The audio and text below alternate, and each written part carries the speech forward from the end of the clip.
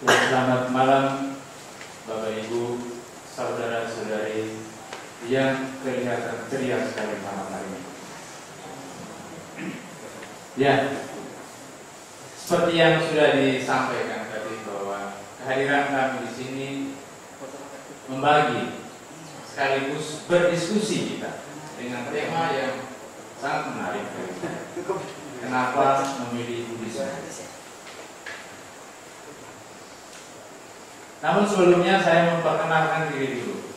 Tadi MC sudah menyebut Samanera Abatio. Ya, nama saya Samanera Abatio. Saya bersama dengan Samanera Gunabio. Kami adalah Samanera yang sedang menjalankan studi selama 1 tahun di Wihara Mendut. Dan bulan Desember kami akan meninggalkan Mendut untuk berkeliling ke Indonesia, seluruh wilayah yang ada di Indonesia, yang tentunya ada umat Buddhanya. Kalau tidak ada umat Buddhanya, ya kami akan kelaparan. Baik Bapak Ibu, pada malam hari ini, oh ya maaf, asal saya dulu, daripada nanti bertanya pas saya membahas materi, biasanya nanti bukannya memikirkan tentang materi, tapi memikirkan Samanera Nidyo. Ya, saya berasal dari sebuah pulau kecil. Kalau diterjemahkan pulaunya itu artinya pulau bunga, yaitu Flores. Flores dalam bahasa Portugis berarti bunga. Dan semoga bunga yang menghasilkan 1 biji ini bisa bermanfaat untuk banyak orang. Saya kenal Buddhisme sekitar 12 tahun yang lalu. Ketika Pak Gili memberitahukan Samanera, nanti temanya mengapa memilih Buddhisme. Saya pikir, kayaknya saya mau kesaksian kali ini. Tapi supaya membangun suatu pemikiran yang sedikit ilmiah, artinya mempunyai landasan yang kuat, maka saya menyiapkan suatu materi yang tentunya mungkin bisa diterima oleh Bapak Ibu dan saudara-saudara sekalian. Saya harap yang ada di sini semuanya adalah umat Buddha, bukan sekedar peminat. Tapi kalau peminat pun tidak apa-apa. Semoga dengan diskusi kita pada malam hari ini naik statusnya dari penggemar, peminat menjadi pemeluk. Ada peningkatan status. Ya, baik. Kenapa memilih agama Buddha? Mari kita lihat bersama. Mengapa memilih Buddhisme? Bapak Ibu, saudara-saudari, ada 6 agama yang ada di Indonesia, dan saya tidak perlu menyebut dan menjelaskan satu-satu. Cukup dengan simbol gambar yang ada di sini, Bapak Ibu bisa menafsir sendiri. Nah, dari penglihatannya itu, ini diibaratkan seperti surat suara ketika pemilihan umum. Baru-baru presiden kita dilantik, tentunya hasil daripada pemilihan umum. Dan diibaratkan Buddhisme adalah suatu ajaran yang kita pilih. Bapak Ibu dan saudara-saudara sekalian, di dalam perkembangan peradaban manusia, manusia menyadari bahwa ada sesuatu yang harus dia penuhi di dalam kehidupannya. Nah, menurut para pakar, para ilmuwan, kita sekarang ini tidak lagi berada di era modern, tetapi pasca modern atau post modern. Apa bedanya? Kalau di era modern itu orang tergila-gila dengan teknologi, mungkin sekarang masih juga ya, ilmu pengetahuan. Agama dianggap sebagai sesuatu hambatan, sehingga muncullah para pemikir-pemikir yang mulai menekuni ilmu pengetahuan bahwa kebahagiaan hidup manusia, pencapaian hidup manusia di bumi ini tidak sepenuhnya tergantung pada agama. Di Barat pada waktu itu dikenal dengan zaman Renaissance, namanya zaman Renaissance, itu zaman pencerahan. Itu ilmu pengetahuan sangat berkembang. Dan perkembangan pengetahuan itu semakin meningkat ketika adanya revolusi Prancis. Di situ teknologi mulai menguasai kehidupan kita. Lalu bagaimana perkembangan selanjutnya? Agama mulai ditinggalkan oleh orang. Orang sudah tidak mau berpikir lagi. Kenapa? Karena agama itu banyak hambatannya, katanya. Menghambat orang untuk berkembang. Karena kita diajarkan untuk menerima takdir, menerima apa yang digariskan oleh Tuhan. Ini saya berbicara secara umum dulu. Nah, kemudian di akhir abad ke-20, kita sekarang sudah masuk abad 21. Lahirlah para pemikir-pemikir seperti Nietzsche, seorang filsuf yang mengatakan Tuhan telah mati. Tuhan itu sudah mati. Kemudian muncul lagi René Descartes. Saya berpikir maka saya ada. Ada satu pemahaman. Yang namanya aku itu ada karena aku berpikir. Aku itu siapa? Ego. Ego itu ada ketika pikiran bergerak. Ketika pikiran berhenti bergerak, tidak lagi ada ego. Di situ artinya ada kerinduan kembali kepada spiritualitas, bukan agama yang kaku. Dan sekarang banyak orang stres. Kenapa? Tuntutan hidup yang semakin berkembang, dan dia tidak bisa mampu mengolah spiritual. Agama hanya dianggap sebagai sesuatu yang kering, yang tidak menghasilkan apa-apa. Akhirnya apa? Stres, bunuh diri makin banyak. Bapak Ibu lebih tahu bagaimana konflik kehidupan nyata di dalam keseharian kita. Kalau kami di dalam biara, tahunya cuma baca koran, dengar cerita-cerita dari umat yang datang. Berhubung kami adalah konselor dadakan, sehingga orang-orang yang datang membawa masalah. Di situ kami tahu. Para perumah tangga akan datang dengan memberikan masalah. Dan biasanya ketika kami menyelesaikan masalah itu, kami berpikir, untungnya masih pakai jubah. Tekad makin kuat. Ada untungnya juga kalau ada yang curhat. Baik Bapak Ibu, kembali kepada sejarah yang saya paparkan tadi. Ada sesuatu kerinduan manusia untuk bisa mencapai hidup yang damai. Tetapi bukan suatu bentuk doktrin yang kaku. Nah, pada kesempatan ini, melalui suatu pengamatan, melalui suatu diskusi, dan juga saya tanya jawab dengan orang-orang, mulai dari yang penggemar Buddhis sampai ke pemeluk Buddhis, apa yang membuat mereka tertarik. Nah, selanjutnya kita lihat dulu latar belakang.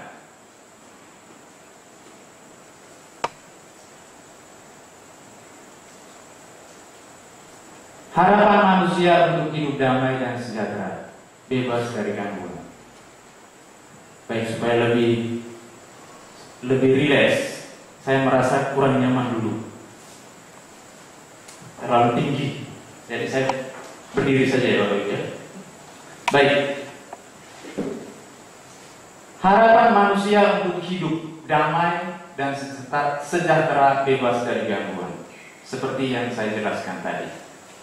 Ketika manusia merasa bahwa materi semua saya sudah capai, saya sudah mencapai puncak kesuksesan secara materi, tapi saya merasa bahwa saya belum bahagia, berarti ada sesuatu yang hilang, ada sesuatu yang harus dilihat kembali di dalam dirinya sendiri.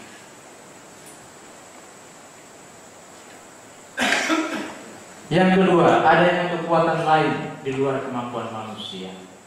Sadar atau tidak sadar, kita masih berpikir tentang adanya kekuatan di luar diri kita. Oleh agama lain mengatakan itu adalah Tuhan.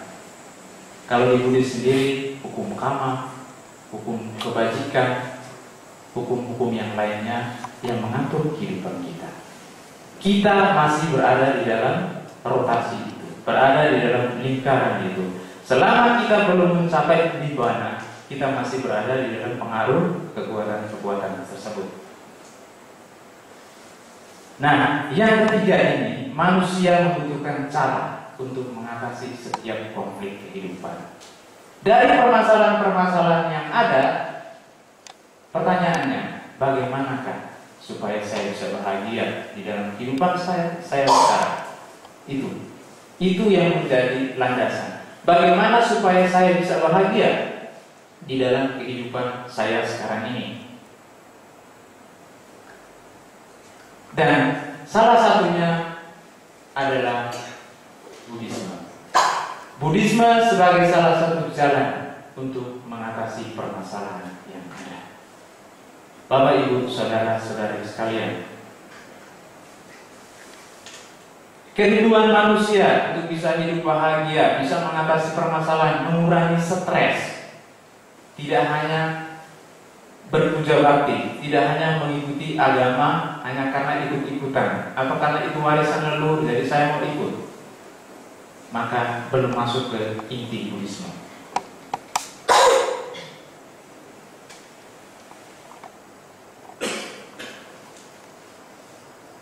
Sekarang kita lihat bagaimanakah partisipasi orang atau bagaimanakah Buddhisme berkembang.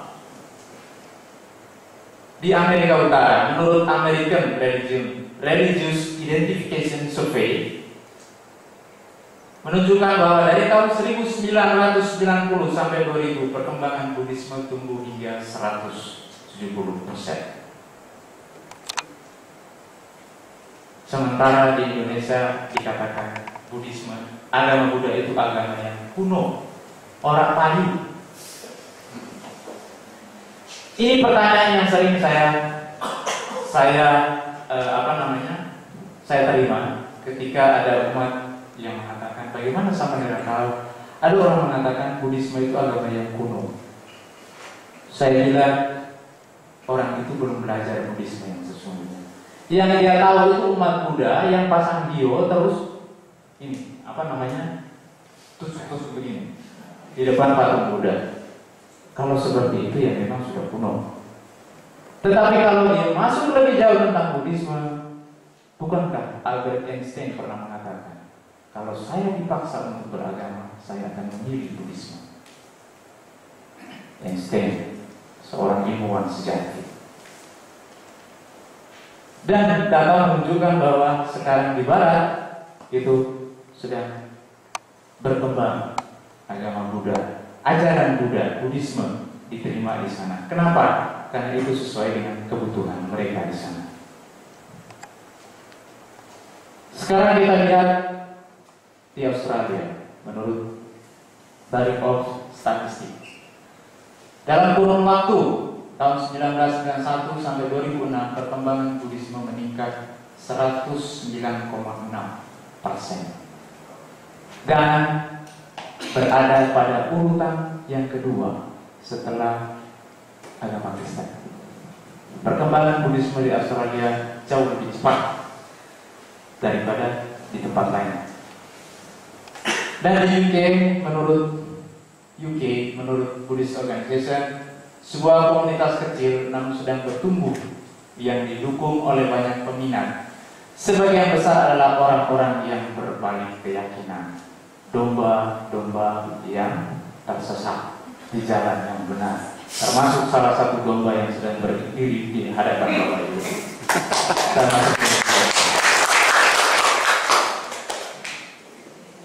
Bapak Ibu, saudara-saudari yang berbahagia pada sore hari. Ini saya memaparkan tentang bagaimana sekilas, mungkin Bapak Ibu kalau kurang yakin silakan cek di internet. Silakan mengecek data-data apakah sesuai apa yang dibicarakan oleh Samanera, atau Samanera dulu ngarang-ngarang saja. Ya, saya ambil data ini dari internet juga. Pertanyaannya, apa itu Buddhisme? Kita bahas tentang Buddhisme dari tadi. Pertanyaannya, apa sih Buddhisme? Apakah sekedar sembahyang? Apakah sekedar diskusi? Apakah sekedar debat-debat? Pengertian Buddhisme adalah ajaran yang dibabarkan oleh Buddha Gautama. Selain ajaran yang dibabarkan oleh Buddha Gautama, itu bukan Buddhisme. Lalu di mana kita menemukan ajaran Buddha Gautama? Di dalam Vinaya, Sutta, dan Abhidhamma. Meskipun Abhidhamma masih kontroversi sampai sekarang, tapi saat ini kita mengakui Tipitaka itulah landasan dari Buddhisme. Di luar itu kita tidak bisa tahu tentang validitasnya.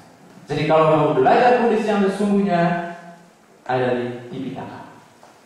Yang ditekankan adalah Sutta. Sutta adalah khotbah Sang Buddha yang didokumentasikan dalam bentuk bahasa Pali. Dan sekarang banyak orang, banyak cendekiawan Buddhis menganjurkan supaya kalau kita mau mempelajari Buddhis secara benar sesuai dengan apa yang dikhotbahkan oleh Buddha Gautama, lihatlah Tipitaka, pelajarilah Sutta. Yang nantinya akan saya bahas sekilas tentang sutta-sutta yang berkaitan dengan alasan kenapa memilih agama Buddha atau kenapa memilih Buddhisme. Baik, saya sedikit menjelaskan Buddhisme. Buddhisme itu adalah ajaran, inti ajaran. Kemudian agama. Agama itu saya mengibaratkan seperti pembungkusnya. Pembungkusnya. Nah, apa yang dimaksud dengan pembungkus? Kalau kita berbicara tentang ajaran Buddha, Sang Buddha tidak pernah menyuruh kita untuk sembahyang, untuk menyembah apapun. Tetapi satu hal yang harus kita ketahui juga, kalau tanpa agama itu sendiri, Buddhisme tidak bisa berkembang. Karena ritual itu penting. Kita berkomunitas itu penting. Nah, Buddhisme yang seperti ini kemudian kita lihat bahwa yang pertama ajarannya adalah Cattari Arya Satchami. Apakah itu? 4 kebenaran yang mulia. Duka, sebab duka, lenyapnya duka, dan jalan menuju lenyapnya duka. Ini adalah ajaran yang dikhotbahkan oleh Sang Buddha sendiri kepada 5 orang pertapa setelah beliau mencapai pencerahan. Kenapa kok ada 2 rusa di sana, saudara? Karena khotbah itu dilakukan di Taman Rusa Isipavana. Di situ ada jari-jarinya 8, itu artinya 8 ruas jalan atau 8 ruas bagaimana kita mencapai pembebasan atau nibbana. Selanjutnya, ajaran dasar Buddhisme yang kedua adalah Paticca Samuppada. Ini Bapak Ibu sudah pernah sering lihat poster ini sudah banyak. Nah, inilah landasan Buddhisme. Setiap apapun yang terjadi di dalam kehidupan dipengaruhi oleh Paticca Samuppada. Jadi tidak ada faktor tunggal. Saya kasih contoh. Kita bertemu pada malam hari ini Bapak Ibu. Itu berapa banyak faktor? Apakah suatu miracle, suatu keajaiban, suatu mujizat yang datangnya dari langit kemudian kita berkumpul? Tidak. Yang pertama Bapak Ibu melihat ada undangan, ada informasi, ada pengumuman bahwa adanya dalam kelas. Kemudian saya siap, tidak ada halangan, perjalanan ke sini tidak ada halangan. Bapak Ibu sendiri juga perjalanan ke sini tidak ada halangan. Kemudian punya telinga yang normal untuk bisa mendengar dan punya pikiran untuk bisa berpikir. Banyak sekali faktor. Dan landasan itulah yang menjadi pemikiran Buddhisme, yaitu Paticca Samuppada. Apapun yang terjadi di dalam hidup ini dipengaruhi oleh banyak sekali faktor. Karma, hukum karma itu salah satu. Cenderungan kita umat Buddha itu kemudian menyamakan hukum karma dengan takdir yang tidak ada bedanya. Agama lain takdir tidak sesuai. Kalau saya hukum karma. Nah, setiap kali hal apapun yang dilakukan dianggap itu karena karma. Saya miskin, kenapa? Ya karena karma saya terima. Nah, itu nggak ada bedanya dengan takdir. Bapak Ibu masuk di jalur yang salah. Karma itu hanya salah satu faktor. Kalau kita tidak bekerja, bagaimana bisa kaya? Kalau tidak punya kemampuan untuk mengolah, tidak punya kemampuan untuk memanage, bagaimana bisa berkembang? Jadi banyak faktor yang terjadi di dalam kehidupan ini, di mana Sang Buddha mengabarkan Paticca Samuppada. Segala sesuatu yang terjadi itu karena sebab musabab yang saling berkaitan. Ini membantu kita untuk melakukan penilaian terhadap apapun yang terjadi. Kerja, peristiwa apapun yang terjadi di dalam hidup kita, kalau kita melihat sebagai suatu Paticca Samuppada, muncul kebijaksanaan. Oh iya, anak saya nakal itu bukan karena satu sebab, pasti banyak. Sudah kan Anda berpikir sebab-sebab lain sehingga anaknya susah diatur? Itulah Paticca Samuppada. Yang ketiga, karma dan punabhawa atau hukum karma dan kelahiran kembali. Nah, di dalam Buddhisme salah satu ajaran yang punya peran yang sangat kuat di dalam kehidupan kita adalah hukum karma dan kelahiran kembali. Tanpa adanya kelahiran kembali, hukum karma itu tidak berlaku, tidak bisa diterima. Kok bisa? Karena ada orang yang selama hidupnya ini dia sudah berbuat baik, tetapi kok selalu dicaci maki. Kalau kehidupan ini hanya satu kali, adilkah yang memberikan kehidupan? Saya sudah berbuat baik, saya sudah sumbang wihara, tapi kok saya selalu dicaci maki, saya selalu difitnah. Nah, sementara Buddhisme melihat bahwa saat itu Anda difitnah karena perbuatan di kehidupan sebelumnya. Tetapi Bapak Ibu melakukan kebajikan yang sekarang, membantu wihara, menyokong para biku, para samana, itu belum berbuah. Kapan berbuahnya? Ketika ada kondisi yang memungkinkan. Kondisi itu bisa saja kehidupan sekarang, bisa saja kehidupan yang akan datang. Banyak yang mengatakan bahwa kelahiran kembali itu kan Sang Buddha hanya mengadopsi dari ajaran Hindu yang memang sudah ada yang dikenal dengan reinkarnasi. Tetapi sebenarnya kalau kita merujuk lagi di dalam sutta, di dalam salah satu sutta di Majjhima Nikaya, di Bahaya Berawa Sutta, itu Sang Buddha menceritakan bagaimana beliau bisa memahami hukum karma ini. Jadi Bapak Ibu, Sang Buddha itu seorang ilmuwan sejati sebenarnya. Karena beliau tidak menerima wahyu yang diturunkan, tetapi beliau menganalisa sendiri. Di dalam Bahaya Berawa Sutta itu bagaimana Sang Buddha bisa memahami hukum karma? Yang pertama, pada saat beliau meditasi, di dalam tingkatan meditasi tertentu, beliau mampu mengingat kehidupan makhluk yang tak terbatas. Kehidupannya beliau sendiri. Itu pengetahuan pertama. Pengetahuan mampu mengingat kehidupan masa lalu. Yang kedua, itu mampu mengingat kehidupan makhluk-makhluk yang ada di alam semesta ini. Kenapa kok dia itu lahirnya tampan? Kenapa kok dia lahirnya kakinya sebelah tidak ada? Kenapa kok dia lahirnya mental juga cacat, fisik juga cacat? Kalau pertanyaan ini dulu sebelum saya kenal Buddhis, hanya ada satu jawaban yang saya terima, itu kehendak Tuhan. Tetapi ketika membaca sutta itu, di situ Sang Buddha menjelaskan bahwa seorang makhluk dia bisa terlahir, contohnya dia bisa terlahir miskin dalam keluarganya, itu karena dia pelit, kehidupan lagi susah untuk memberi. Kalaupun dia berbuat baik, itu pasti ada embel-embelnya. ada maunya. Bahasa populernya ada udang di balik batu. Maka di kelahiran yang sekarang dia memiliki masalah. Pada kelahirannya ini yang saya jelaskan. Nah, dan pengetahuan yang ketiga adalah pengetahuan bebas dari kekotoran batin.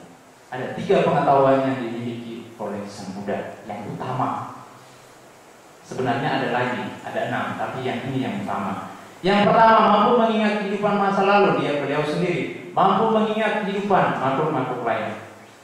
Dengan beliau melihat peristiwa-peristiwa itu sendiri, beliau mengukuhkan bahwa manusia itu dipengaruhi oleh hukum karma, hukum perbuatan. Dan di dalam Anggutara Nikaya juga ketika Ratu Malika bertanya kepada Sang Buddha, Bante, kenapa kok perempuan itu ada yang miskin, terus mukanya jelek, tidak berpengaruh? Nah, ini kan sudah miskin, tampang tidak ada, tidak punya pengaruh apa-apa. Bagaimana dia bisa survive? Sementara ada perempuan yang cantik, rupawan, kemudian kaya dan berpengaruh.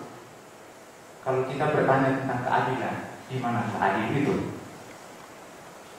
Sang Buddha menjawab, seorang perempuan yang memiliki rupa yang cantik, rupa yang indah, karena dia selalu tersenyum.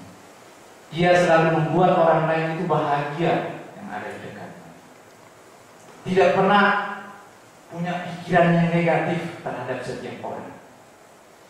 Kemudian dia juga suka memberi, makanya dia kaya. Kenapa dia berpengaruh? Karena dia suka bermudita-cita. Kalau orang lain sukses, dia tidak iri, tapi dia merasa, saya ikut senang, mengucapkan selamat. Ketika itu disampaikan oleh Sang Buddha, Ratu Malika kemudian sadar, sekarang saya tahu Bante, kenapa saya punya tampang tidak cantik. Ratu Malika bukan orang yang cantik. Walaupun beliau seorang ratu, tapi wajahnya tidak cantik, tidak enak dipandang. Tetapi beliau kaya raya dan punya pengaruh. Sekarang saya tahu Bante, karena di kehidupan lalu saya suka berdana, saya suka bermudita-cita, tetapi saya cenderung kadang susah untuk berekspresi. Senyum itu susah. Jadi mulai sekarang jangan suka mahal senyum. Senyum saja, asal jangan senyum sendirian di jalan. Nanti ditangkap masuk rumah sakit jiwa.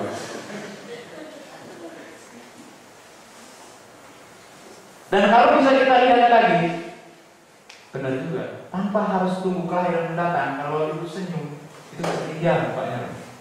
Yang tua-tua itu bisa jadi awet muda. Kalau nggak percaya, ambil kaca dan senyum di kaca. Kelihatan cantik, tampang, ganteng. Tidak perlu tunggu di kehidupan yang akan datang baru saya ganteng, tampan. Sekarang saya sudah ganteng, tampan. Itu hukum karma.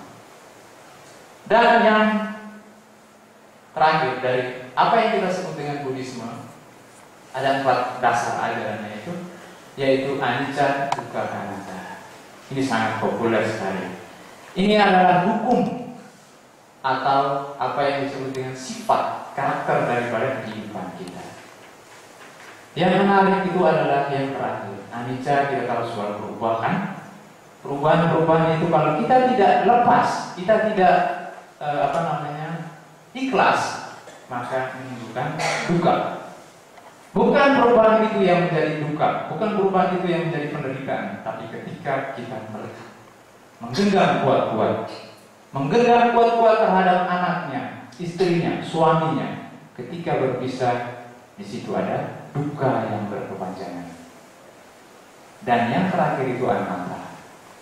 Nah, anatta itu tidak ada inti yang tetap. Tidak ada roh yang kekal yang akan berpindah ke surga untuk hidup abadi. Tidak ada. Tidak ada roh yang abadi yang berpindah dari satu kelahiran ke kelahiran mendatang. Hanya kondisi yang menentukan. Kenapa kok saya bisa terlahir lagi kalau memang tidak ada roh sementara? Karena kita masih punya kemelekatan, kita masih punya keserakahan, kita masih punya moha yang tidak mau ditintakan ini loh. Kalau dengar dhamma, cekluk, nah itu dikuasai oleh moha. Selain Noah ada kemelekatan. Ngomongin dhamma apa itu? Kalau sudah punya pikiran begitu, siap-siap nanti kehidupan mendatang tidak menjamin mau jadi apa. Yang jelas bukan orang yang punya pengetahuan. Karena kita menciptakan hama untuk tidak mau mendengar hal yang baik, menutup diri. Jadi apapun yang terjadi di dalam Buddhisme, maka tidak salah ketika Sang Buddha mengatakan bahwa aku adalah pemilik, pewaris dari perbuatanku sendiri. Karena kalau kita telusuri semuanya dari dalam kehidupan ini, penyebabnya adalah kita. Selanjutnya Bapak Ibu, ini saya membahas tentang ajaran Buddha untuk mengingatkan kita kembali apa sih Buddhisme itu. Buddhisme itu kemudian dalam perkembangan selanjutnya kita kenal dengan agama. Awalnya Buddhisme itu dikenal dengan the way of life, cara hidup. Tetapi kalau tidak adanya agama, kita tidak bisa menjamin Buddhisme itu bisa bertahan sampai sekarang. Maka selanjutnya adanya ritual. Jangan berpikir bahwa ritual itu kan tidak penting. Bahaya Bapak Ibu kalau mengeluarkan statement seperti itu. Orang sudah sampai bangun wihara suruh jalan ritual. Siapa yang isi di wihara? Nah, tinggal bagaimana kita memahami. Jangan sekedar berhenti pada ritual. Apa masalahnya? Kalau Bapak Ibu cuma tahunya sembahyang, baca barita, tidak dibekali dengan ilmu, gampang diseret kemana-mana. Akhirnya masuk di apa? Pandangan salah. Sesuatu yang tidak kekal dikatakan kekal. Kehidupan yang terus terjadi dikatakan hidupnya hanya satu kali saja. Kenapa? Karena Bapak Ibu hanya berpatok pada sembahyang. Ketika ada orang yang mengatakan Buddhisme itu sudah kuno, sudah tidak sesuai dengan zamannya lagi, karena zamannya tidak kuat berpikir, apa iya ya? Kayaknya iya juga sih. Gampang, seret. Yang Bapak Ibu punya zamannya kuat, tidak mendidik anaknya, hanya karena apa? Buddhisme kan demokratis, bangga. Saya pernah bicara sebelum saya jadi samanera, saya pernah diskusi dengan seorang tokoh yang sangat berpengaruh dalam Buddhisme. Beliau sudah tua. Beliau mengatakan, Mas, saya itu di keluarga saya itu Pancasila loh Mas. Oh ya? Oh ya? Terus anak Bapak berapa? Anak saya 6. Wah, saya pikir pasti 3-nya itu Buddhis ya. Terus pasti yang paling banyak Buddhis ya Bapak ya? Oh enggak ada yang Buddhis, cuma saya. Saya bilang, kok bangga ya Bapak? Ya bangga lah Mas, Pancasila. Istri Bapak? Istri saya juga Buddhis, sudah pindah. Kalau Bapak Buddhis sendiri? Iya. Nah, kejadian yang seperti ini, Bapak Ibu bisa bayangkan kalau semua umat Buddha yang sudah merasa bahwa sudah tidak butuh lagi yang namanya peribadatan, sudah tidak mau lagi peduli dengan anaknya, tidak mau mengajarkan dhamma karena dirasai bahwa demokratis, maka Buddhisme susah untuk berkembang. Dan itu artinya kita mendukung lenyapnya dhamma dari kehidupan ini.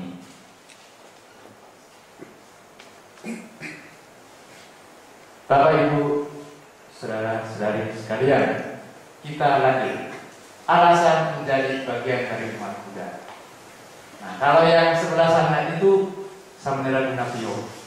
Sejak lahir, beliau mengaku sendiri, saya itu dalam kandungan ibu saya itu saya sudah dibacain Parita, sudah Buddhis, sudah dibacain Buddha Sarangan Najami. Nah, kalau yang sebelah itu saya, yang harus pakai mikroskop dulu cari punya. Ya. Nah, alasan yang pertama, banyak misteri kehidupan yang terjawab melalui Buddhisme. Tadi saya sudah kasih contoh, salah satunya adalah hukum karma. Ini pengalaman saya Bapak Ibu. Saya sering mengunjungi panti asuhan yang ada di Semarang, di mana ada anak-anak mentalnya sudah cacat, fisiknya juga cacat, dan itu sejak lahir. Sementara ada anak-anak yang dari lahir itu sudah bergelimangan harta, akses fasilitas, dan tanpa rupawan. Pertanyaan saya adalah, di manakah keadilan Tuhan? Dan saya melakukan pencarian itu, Bapak Ibu. Saya bertemu dengan orang-orang yang berusaha menjawab. Saya pikir pertanyaan saya ini juga tidak membebaskan saya dari duka sebenarnya, karena ini permainan pikiran saya sendiri. Tapi saat itu saya belum mengerti dhamma, jadi pikiran tidak begitu. Kebijaksanaan belum ada yang muncul, pemahaman belum ada yang muncul. Saya sampai dibawa bertemu dengan tokoh-tokoh agama yang saya ambil waktu itu, para gembala waktu itu. Saya adalah domba ya, saya digembala, tapi dombanya agak bandel sedikit ini, dombanya agak nakal.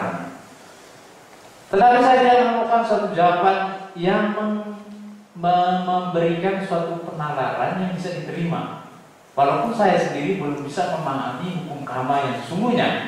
Karena Sang Buddha sendiri juga mengatakan, untuk memahami hukum karma secara detail, secara mendalam, itu hanya seorang Buddha. Tetapi bukan berarti kita tidak bisa memahami hukum karma. Kita bisa membuat logika yang seperti yang saya jelaskan tadi. Nah, jawaban yang saya terima itu adalah kehendak Tuhan. Itu tadi sudah saya sampaikan.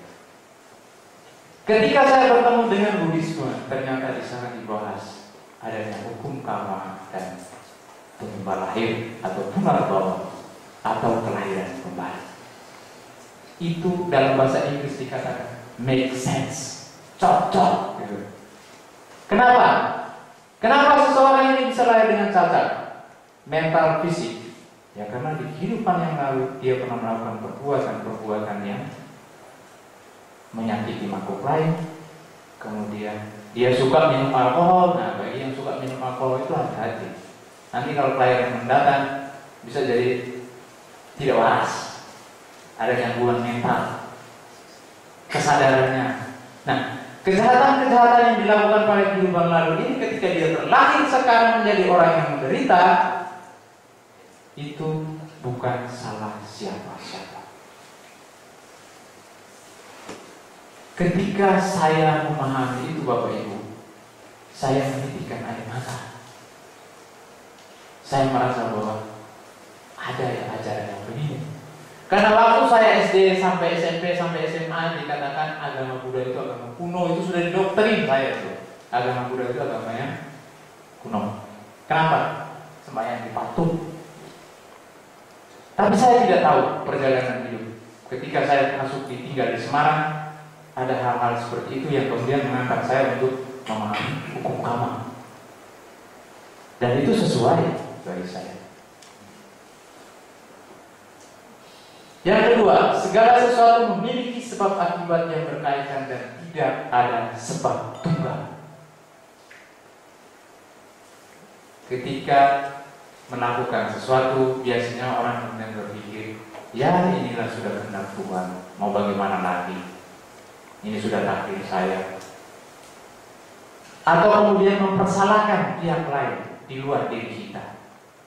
Padahal kalau kita lihat di situ, segala sesuatu memiliki sebab akibat yang berkaitan dan tidak ada sebab tunggal. Ini adalah salah satu alasan kenapa teman saya sendiri pun menjadi seorang Buddhis yang taat sampai sekarang. Jadi waktu itu semangat awal saya ketika saya menjadi Buddhis, saya punya keinginan berusaha untuk membuddhiskan orang sebanyak-banyaknya. Jadi saat itu benar Bapak Ibu, saya sudah merasa bahwa saya seorang Buddhis, I'm Buddhis, dan saya berharap supaya orang lain juga ikut seperti saya. Karena itu umur masih muda, umur 19, 20-an tahun ya, 1 tahun itu kan masih idealis sekali.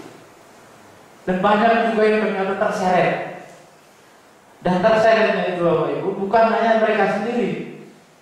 Teman saya itu akhirnya pulang, bapaknya juga dibuddhiskan, kakaknya sampai ipar-iparnya juga akhirnya sekarang menjadi Buddhis semua. Kenapa? Karena dua hal ini make sense, cocok. dan bisa diterima. Kalau sudah berpikir dengan seperti ini, kita tidak akan lagi mempersalahkan lebih dalam. Kalau kita menderita karena suatu kejadian, kita tidak akan terlalu jauh. Inilah, kalau kita benar-benar memahami Buddhis di dalam praktek kehidupan sehari-hari, tidak ada konflik batin yang berarti. Menderita, iya, tapi sebentar, tidak akan berlalu. Marah dengan orang, iya. Marah dengan situasi, iya, tapi tidak akan lama-lama. Kenapa? Karena kita ingat segala sesuatu memiliki sebab akibat yang berkaitan. Dan yang ketiga, ini selaras dengan ilmu pengetahuan modern. Ini yang menarik Bapak Ibu. Pada zaman sebelum saya menceritakan sedikit sejarah peradaban di Eropa pada waktu itu, di mana gereja mempunyai kuasa yang sangat kuat. Artinya, segala sesuatu yang terjadi itu di bawah otoritas gereja. Waktu itu adalah gereja Katolik Roma, yang sekarang masih memiliki kekuasaan yang ada di Vatikan.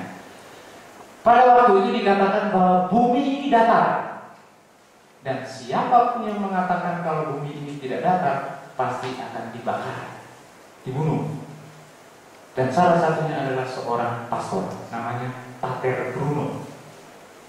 Pater Bruno itu kemudian dibakar, hidup-hidup dibakar. Kenapa? Karena beliau mengatakan bumi ini tidak datar. Bumi ini sebenarnya tanpa batas.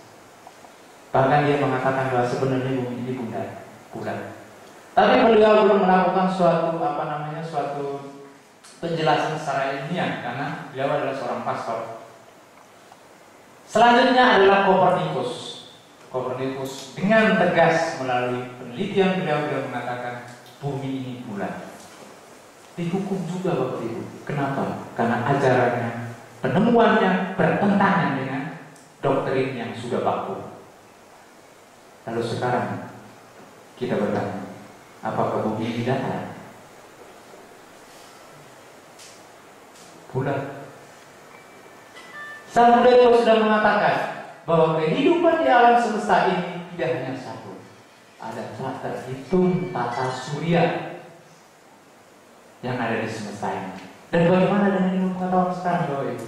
Sekarang ilmuwan sudah menemukan banyak sekali planet-planet. Bagaimana dengan sikap Buddhis? Saya sempat ditanya, bagaimana dengan sikap Buddhis? Kalau Buddhis itu hanya menunggu, kami akan mengatakan, Sang Buddha udah ngomong gitu, kalian sih nggak percaya. Tapi kalau agama lain agak sedikit, wah, terketik, gelisah, bingung, gimana ya? Apalagi penguasa-penguasa yang mengukuhkan doktrin, agak kelagapan. Apalagi dikatakan bahwa yang hidup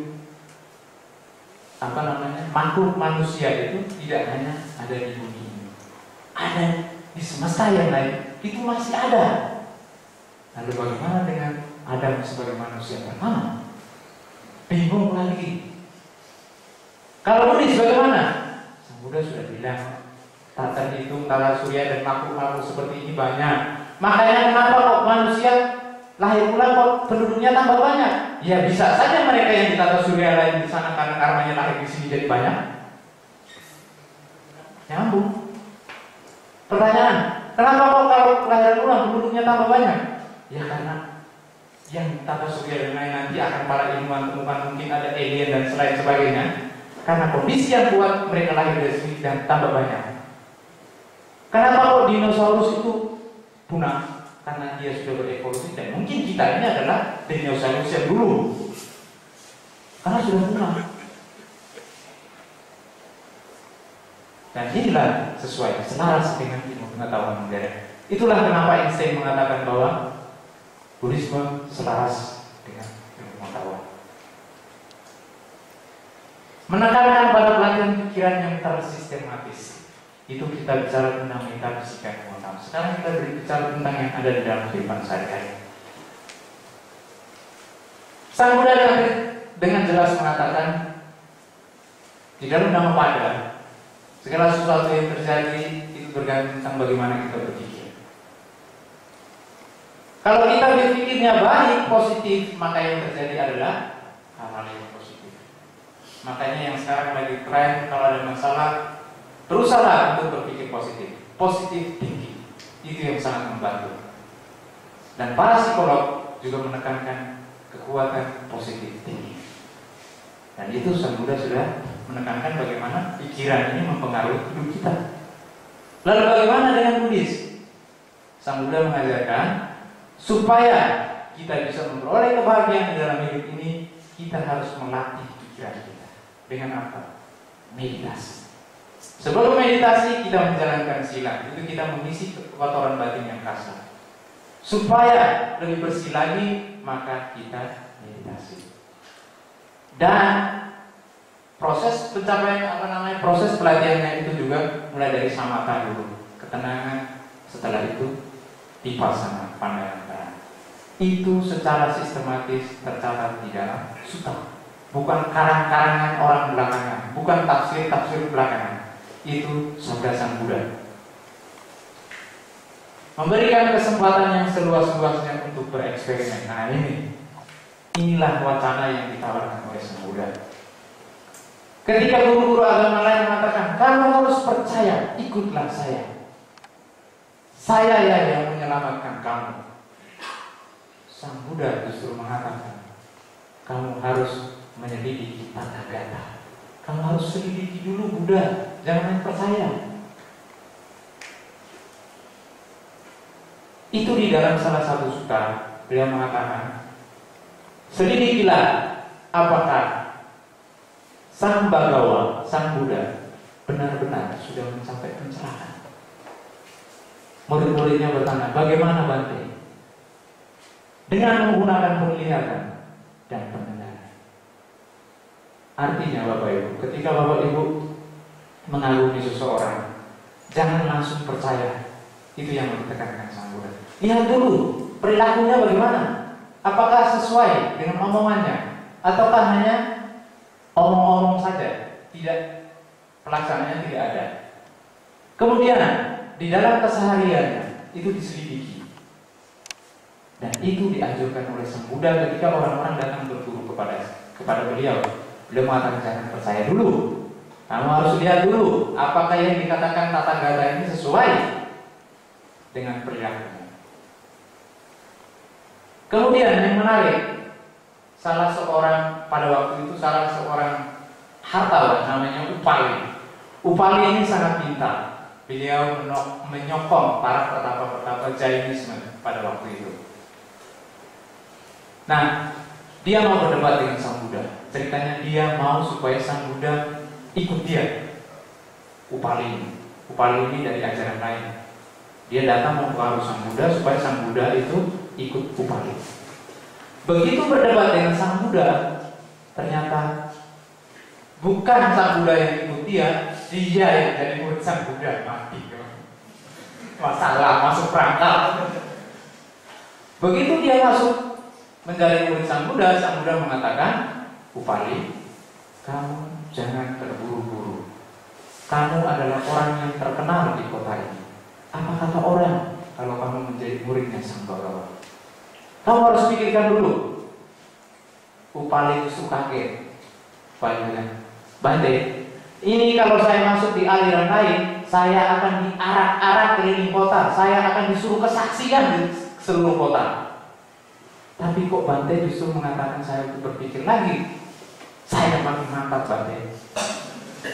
Malah justru makin mantap. Bukan yang mundur, malah makin mantap. Tetapi pesan Sang Buddha mengatakan, kamu menyokong banyak petapa di kota ini.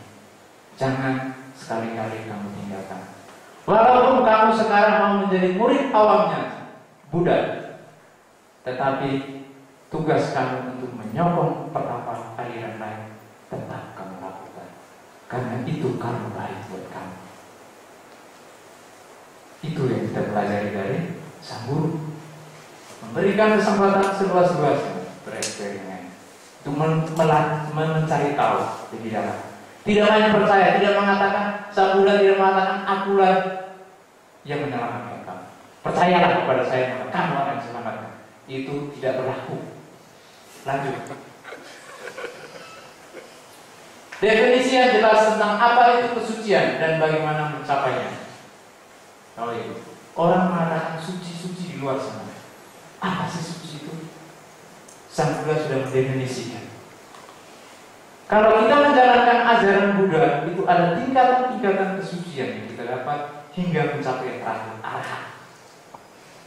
Ketika akar dari penderitaan di dalam kehidupan ini, kita ini hidup, berperilaku, mencerah, mendengar, itu dipengaruhi oleh 3 loba dosa moha.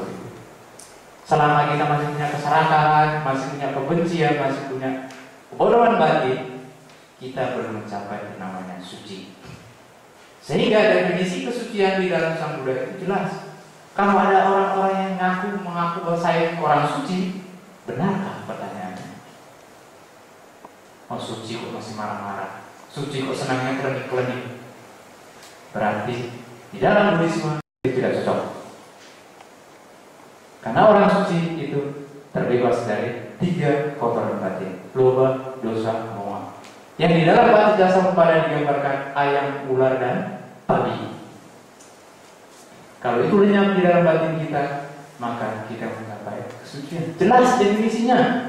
Bukan karena karya kemanusiaannya, bukan karena dia jago meditasi, bisa menembus langit, menembus tanah, berjalan di atas air, kemudian dikatakan suci. Nanti dulu Sang Buddha bilang, suci itu kalau sudah terbebas dari loba, dosa, moha. Bagaimana dia bisa dikatakan suci? Oh, istrinya 1, maunya tambah lagi. Itu udah suci. Belum cocok dalam Buddhisme. Ajaran yang menekankan melihat ke dalam diri baru keluar. Bapak Ibu, apa yang kita lakukan? Bagaimana respon kita terhadap lingkungan? Sang Buddha mengajarkan supaya lihat dulu ke batin. Karena kenapa? Di dalam Mula Pariyaya Sutta, Majjhima Nikaya 1, akar dari segala sesuatu, apapun yang kita lihat itu dikotori oleh 4 hal. Lalu sekarang melihat saya, mendengar saya, itu juga bukan yang sebenarnya. Sudah dikotori oleh 4 hal yang dinamakan sanya vipallasa. Apa itu?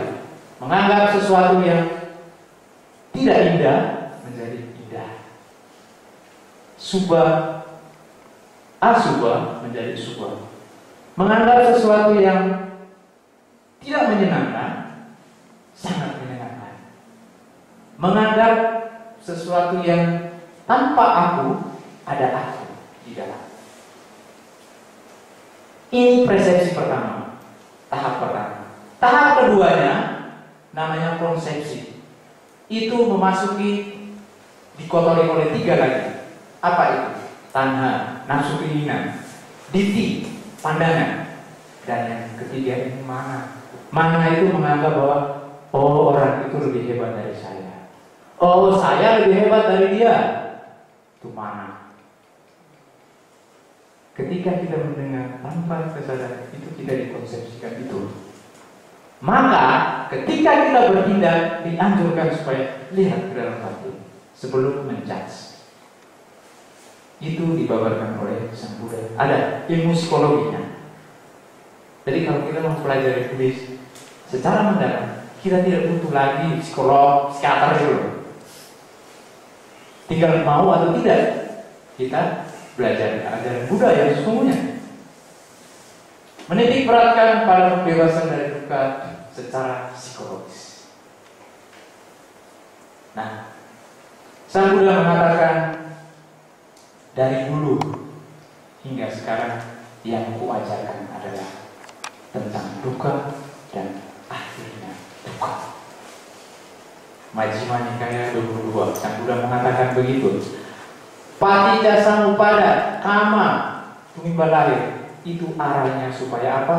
Berhenti duka, mencapai nibbana. Dan mencapai nibbana itu bukan mati dulu. Kehidupan sekarang ini kita bisa mencapai nibbana. Karena nibbana itu bukanlah suatu tempat, tapi kondisi batin. Kondisi batin yang mampu mengikis atau menghilangkan 3 akar loba dosa moha, bulan nibbana. Dan di mana itu sekarang juga. Ajaran Buddha sangat pragmatis yang bisa kita terapkan dalam kehidupan saya. Bukan janji-janji kamu menderita dulu, nanti baru kamu mati kamu akan bahagia di alam yang lain. Tidak, bahagia kamu sekarang.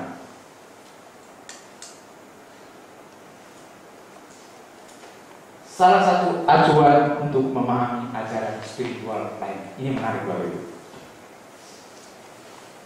Salah seorang teologi namanya Paul F. Nitter, seorang teolog terkenal. Beliau mengeluarkan sebuah buku yang bestseller, judulnya Bapak Ibu, I Could Not Be a Christian Without Buddha. Saya tidak akan menjadi seorang Kristen yang sejati tanpa bantuan Buddha. Salah satu acuan untuk memahami ajaran Buddha. Anthony de Mello, seorang pastor Jesuit yang menulis buku tentang doa sangkata. Kalau Bapak Ibu pelajari, sangat kental dengan Buddhisme. Saya pertama kali membaca bukunya Anthony de Mello tentang judulnya Cinta Tanpa Syarat. Saya tidak mengerti Bapak Ibu. Ini dia bahas tentang keserakahan, kemelekatan. Ini apa-apaan ini? Buku itu saya simpan Bapak Ibu. Setelah saya mengenal Buddhis, saya mempelajari Buddhis, saya baca ulang lagi buku itu, baru nyambung. Oh iya, ternyata dari sini akar. Dan pengalaman saya ketika mengikuti Vipassana, saya tidak tahu Bapak Ibu, diikuti Vipassana sebulan. Kami itu dilarang bicara, hanya meditasi. Meditasi yang jalannya harus pelan-pelan selama 1 bulan ya. Kalau orang yang tidak kuat maka stres. Nah, cara pelan-pelan.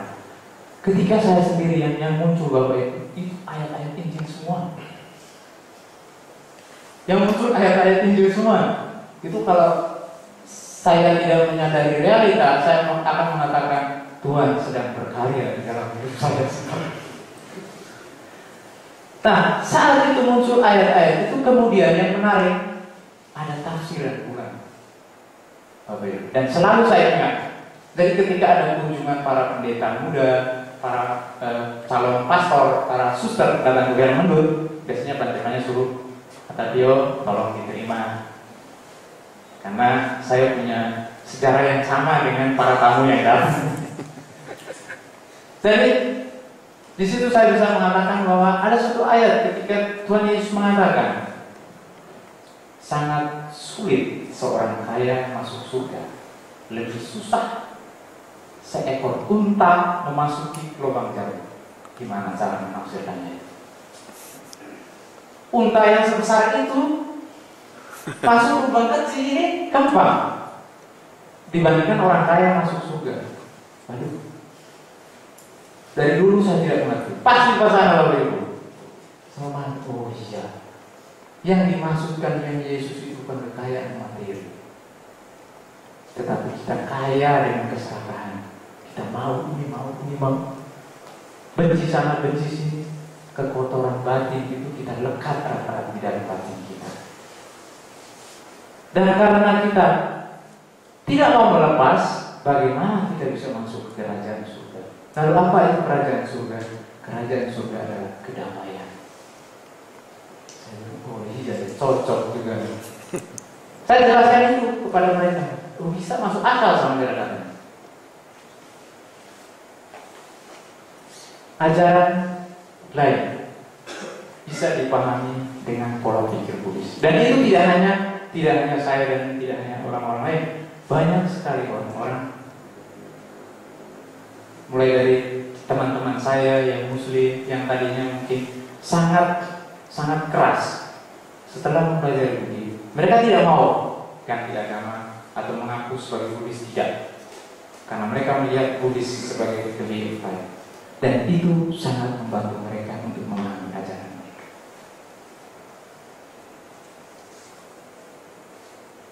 Jadi ketika ada orang datang ke Mendut minta, saudara saya mau jadi umat Buddha, bagaimana caranya? Saya bilang pelajari dulu ayat Buddha. pelajari dulu ajaran Buddha baik-baik, baru kemudian memutuskan untuk menjadi Buddhis. Karena yang paling penting adalah pola pikirnya dulu benar. Kalau masuk Buddhis juga dengan pola pikir yang lama, nah, itu sama dengan keluar dari mulut singa masuk ke mulut macan. Podo wae. Karena tidak ada perubahan pola pikir. Selanjutnya Bapak Ibu, sudahkah Anda memahami alasan memilih Buddhisme?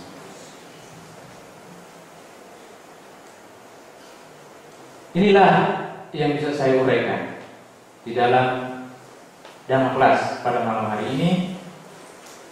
Pertanyaan yang untuk kita refleksikan, sudahkah Anda memahami alasan memilih Buddhisme?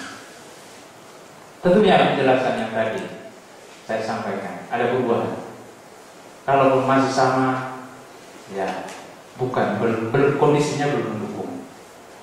Baik, ini yang bisa saya sampaikan.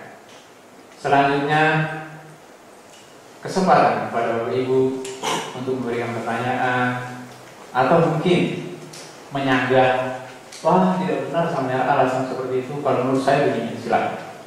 Ini forumnya adalah kita diskusi. Selanjutnya saya kembalikan kepada sang moderator sekaligus MC malam hari ini.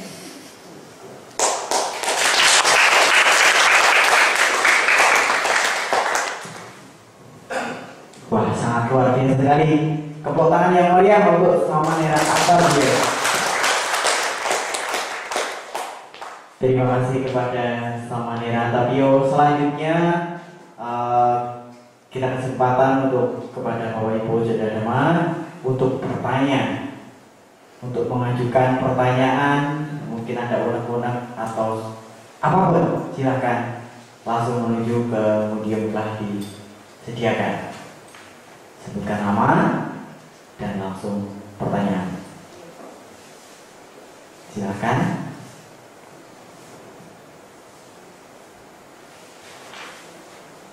Ayo monggo silakan.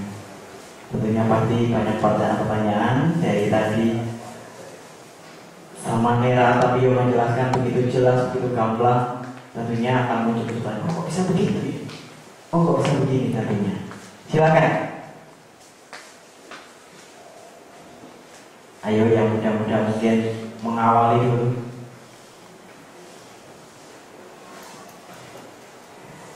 Nah, silakan Bapak.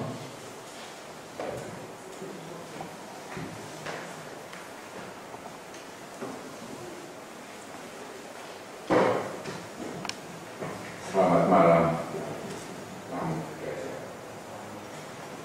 Nama saya Rintayo.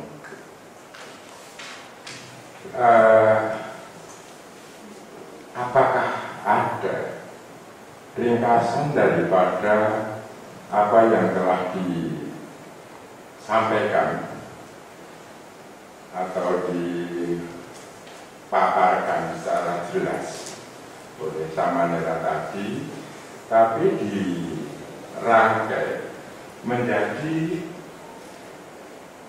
sebuah kalimat pendek saja, kalau mungkin, sehingga kalau kita sebagai umat Buddha ini menjawab pertanyaan dari luar, ini akan lebih gampang dipahami oleh si penanya. Begitu, terima kasih. Langsung dijawab atau ada satu lagi sebelum pertanyaan dijawab oleh Samanera? Kalau belum ada, kita langsung dijawab. Baik, yang dimaksudkan dengan ringkasan dari ringkasan dari uraian sehingga bisa menjadi satu kalimat pendek yang gampang dimengerti. Sepertinya begini, salah satu contoh, maaf. Kalau orang lain ditanya, kamu beragama, mengikuti agama itu tujuan apa? Kalau saya mati masuk surga. Maaf. Kamu beragama Buddha, ini sebetulnya apa sih? Landasanmu atau yang kamu cari atau yang kamu harapkan? Tetapi paparan ini tadi kami bisa menerima secara keseluruhan. Hanya kita untuk menjelaskan terlalu banyak hal kepada orang lain ini kan orang lain kesulitan. Baik, apa yang dicari di dalam hidup ini? Kenapa alasan beragama? Pasti setiap orang itu punya alasan sendiri-sendiri, punya motivasi sendiri-sendiri. Ada yang beragama mungkin karena menyesuaikan dengan pasangannya. Ini biasanya mau nikah karena pasangannya lebih kuat agamanya. Nah, yang Buddhis ini biasanya sok ngalah aja lah, nggak apa-apa lah. Nah, kalau ditanya alasan kenapa orang beragama, yaitu karena semua orang ingin bahagia. Dan di dalam Buddhisme kebahagiaan itu diperoleh saat ini. Kalau ditanya kenapa Anda beragama Buddha, karena saya mau bahagia. Dan saya mau bahagianya bahagia sekarang, saat ini. Bukan bahagia setelah mati. Dan terus kenapa lagi saudara mau beragama Buddha? Ya karena agama Buddha itu yang cocok dengan saya. Contohnya seperti apa? Karena ajaran yang mengajarkan secara gamblang tentang bagaimana supaya saya bahagia. Apa itu? Dan kita akan menjadi seorang narasumber yang sangat menarik. Itu pengalaman saya, loh. Baru-baru ini, ya, kalau di Mendut itu sudah sekitar berapa? Kalau tidak salah 4 pasang orang yang bukan Buddhis dari Belanda, dari Amerika, dari Inggris.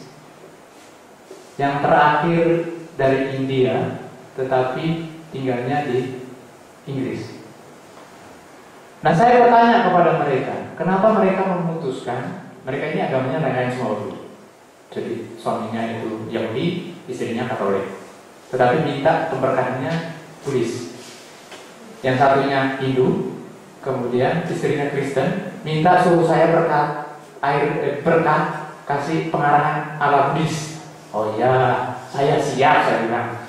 Kemudian yang dari Belanda juga sama, minta supaya saya kasih memberikan pengarahan tentang upacara Buddhis.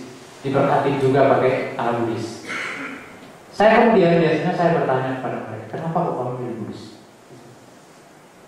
Kenapa kok kamu minta supaya di-Buddhiskan? Karena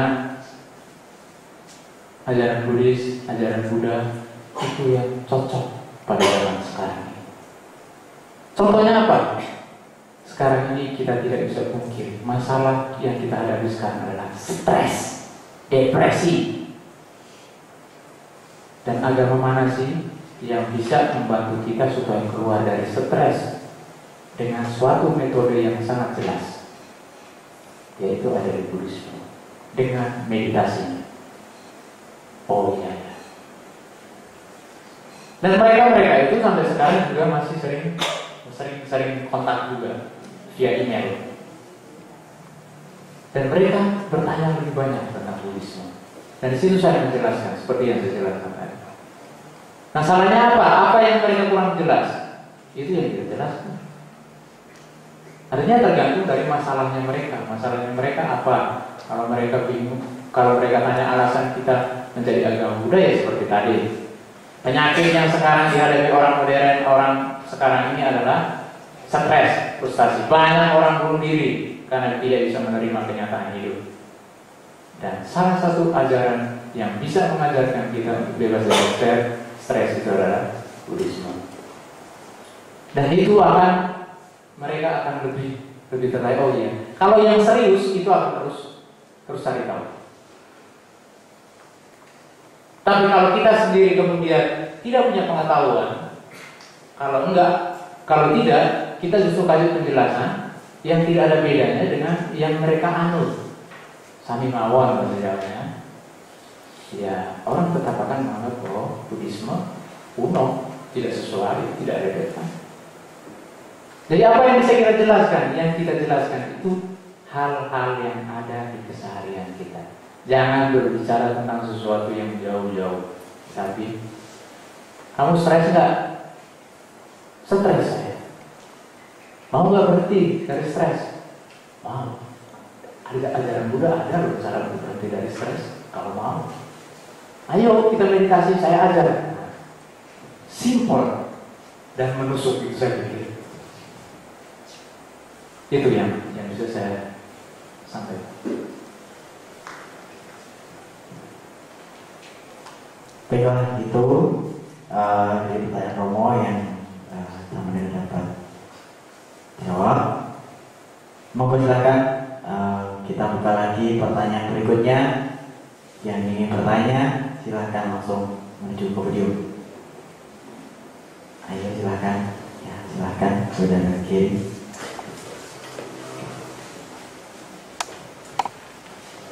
Selamat malam, cuma menanya bagi saya dan mungkin bagi Samara, cara hidup Buddhis itu yang baik. Tapi bagaimana caranya buat kita yang menganggap Buddhis itu jalan cara hidup terbaik itu menjelaskan ke orang tanpa terkesan angkuh, karena bagi kita itu sudah terbaik. Saya sebagai orang lain belum tentu. Bagaimana cara menyampaikannya tanpa angkuh, terkesan angkuh.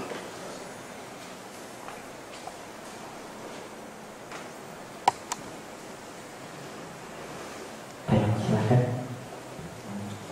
Ya, bagaimana supaya kita tidak arogan dan tidak ada bedanya dengan orang-orang pada umumnya menganggap bahwa ajaran saya yang paling benar. Ya, Sang Buddha sendiri menekankan juga tentang bagaimana kita hidup berdampingan dengan damai. Nah, apa yang saya sampaikan dari tadi itu saya berusaha untuk membuat bahwa ibu itu mantap dengan apa yang dijalani. Ketika kita keluar, kita berinteraksi dengan orang yang di luar bukan ajaran Buddha atau memiliki keyakinan lain, ya kita berusaha untuk bersikap toleran. Bersikap toleran artinya Buddhisme mengajarkan tentang kedamaian batin dan kedamaian perilaku sehari-hari. Orang-orang di luar sana itu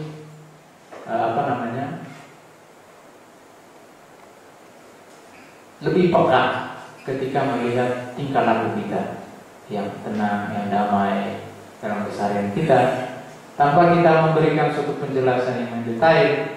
Itu mereka sudah melihat bahwa Buddhisme itu mengajarkan tentang kedamaian. Bagaimana cara kita menjelaskannya?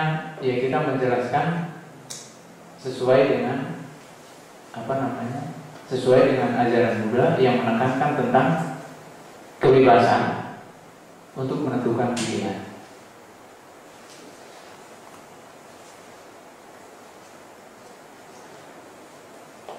Sang Buddha menghargai perbedaan itu sendiri. Yang ditekankan adalah bagaimana kita hidup damai, hidup seimbang, dan tidak perlu memaksakan orang lain untuk memilih agama kita atau ajaran kita. Karena kalau kita memaksakan orang lain untuk pilih agama kita, ikut ajaran kita, ternyata dia crash sama keluarganya, itu juga tidak baik. Awal-awal dulu, seperti yang saya ceritakan tadi, saya berusaha terkesan supaya membudiskan orang lain. Semua orang saya ceramai, maunya Buddhis paling bagus. Tetapi setelah mempelajari ajaran Buddha, jadi samanera, kemudian mempelajari sutta-sutta dengan ceramah, ternyata Sang Buddha tidak begitu arogan. Berarti apa? Ada yang salah di dalam diri saya. Sehingga kita tidak perlu memaksakan orang lain, tetapi kita hanya perlu menyampaikan apa yang menjadi pertanyaan mereka. Kalau mereka tanya tentang tentang konsep karma, konsep agung, ya kita jelaskan. Tidak perlu memaksa, saya bilang. Gitu ya. Tidak ada paksaan apa. Atau ada tanggapan?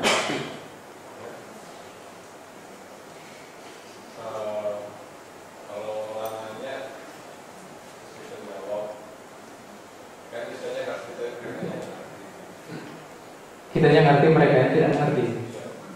Ya ditanya lagi, apa yang kau belum mengerti?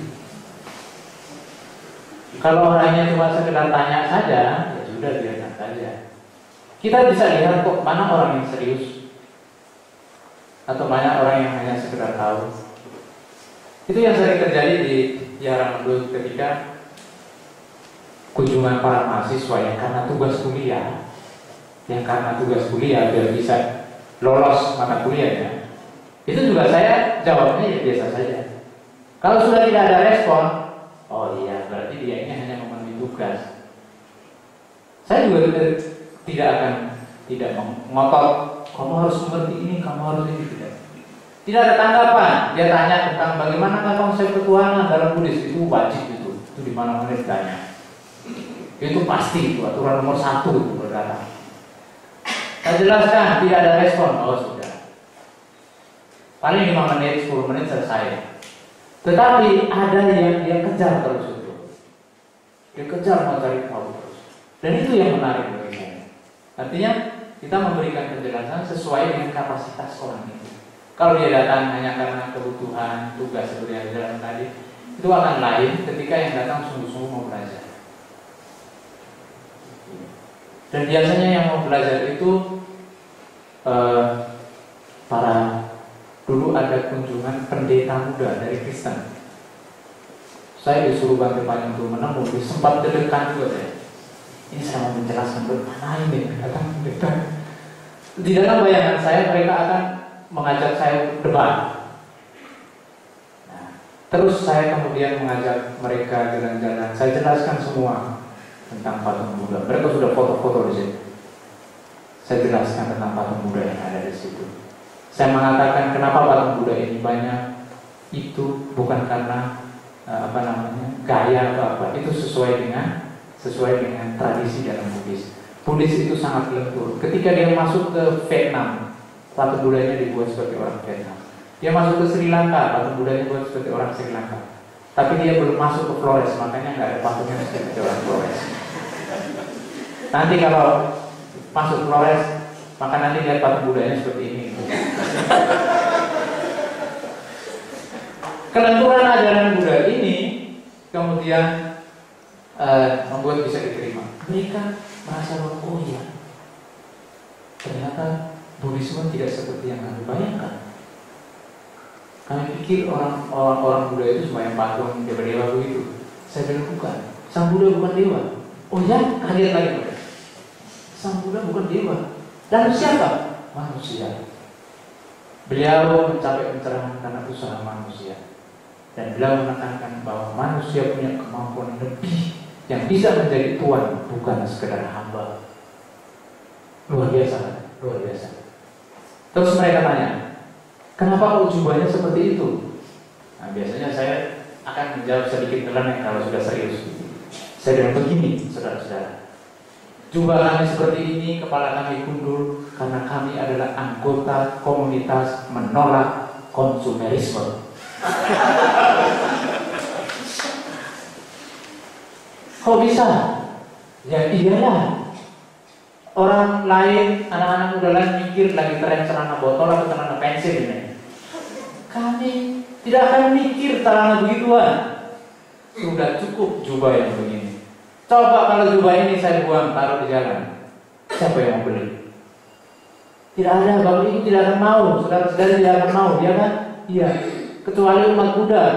Umat Buddha dibuat apa? Paling dibuat itu apa namanya?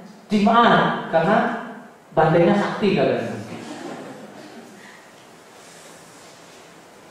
Nah, setelah saya menjelaskan lebih jauh tentang Buddhis, kemudian pada sampai suatu apa namanya, ada dua orang ini yang ketar saya terus, nanya terus. Oh ternyata sekarang kami baru mengerti sama dia. Setiap makhluk itu bisa menjadi budaya. Saya bilang betul, bisa sekali. Buddha tidak pernah monopoli. berarti Buddha itu hanya sebagai acuan, beliau hanya sebagai guru ya? Iya, berarti sampai informasinya, saya bilang. Berarti saudara paham. Iya. Kemudian saya sedikit agak deg-degan ketika ditanya. Kami pernah dengar ada buku yang mengatakan Jesus lived in India. Yesus pernah tinggal di India. Bagaimana cara jawabnya ya? Saya jawab supaya tidak terkesan bahwa itu menyinggung mereka. Karena kita menghargai. Saya bilang, ya itu sih hanya tulisan, kata para ahli begitu. Ada arkeolog, karena yang menulis itu beliau sudah survei. Saya pernah baca bukunya itu. Tapi saya pikir sebagai umat Kristen tidak perlu ngomong seperti itu. Oh tidak, sama merah katanya. Bisa saja Yesus itu belajar dari Buddha. Mati saya. Ini statement seorang para pendeta muda. Bisa saja sama merah. Yesus bisa saja belajar dari Buddha. Saya bilang, oh iya, mungkin. Karena apa? Karena khotbahnya Yesus itu setelah penjelasan sama merah tadi, kemudian kami berpikir tentang Injil, itu banyak korelasinya. Sementara Sang Buddha kan hidup lebih dulu. Saya bilang, iya, menurut sejarah begitu. Makanya, why not katanya. Saya bilang, silakanlah kalau Anda menyimpulkan seperti itu. Tapi bukan saya yang mengatakan. Berarti tidak terkesan bahwa, oh ya, berbeda kalau sama kata, oh iya betul, Yesus pernah tinggal di dunia. Wah, arogansi di sana. Jadi kita menyesuaikan dengan kondisi momentum. Tidak main sekak saja, itu juga bahaya. Tapi biasanya kalau yang kenal Buddhis awal-awal biasanya masuk tahap pada euforia. Euforia itu pasti setiap orang. Tapi setelah didalami, oh iya, akan menemukan suatu kondisi batin yang lebih sesuai, lebih tenang.